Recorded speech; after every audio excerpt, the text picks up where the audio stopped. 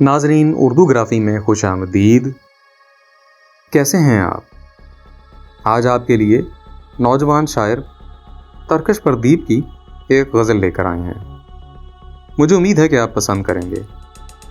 उससे पहले अगर आपने हमारे चैनल को सब्सक्राइब नहीं किया तो अभी कर लीजिएगा और बेल के आइकॉन पर क्लिक कर दीजिए ताकि आने वाली वीडियोस की इत्तला आपको बर वक्त मिल सके। कई अंधेरों के मिलने से रात बनती है और उसके बाद चिरागों की बात बनती है।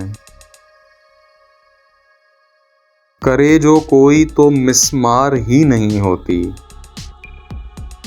न जाने कौन सी मट्टी की जात बनती है। बनाता हूं मैं तसव्वुर में उसका चेहरा, मगर हर एक बार नई कायनात बनती है।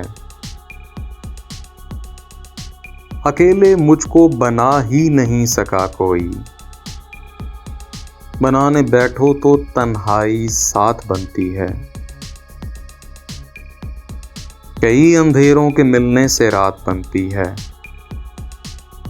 और उसके बाद चिरागों की बात बनती है।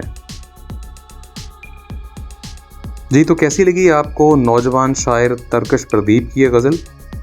मुझे उम्मीद है कि पसंद आई होगी।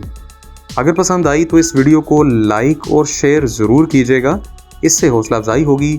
बहुत शुक्रिया।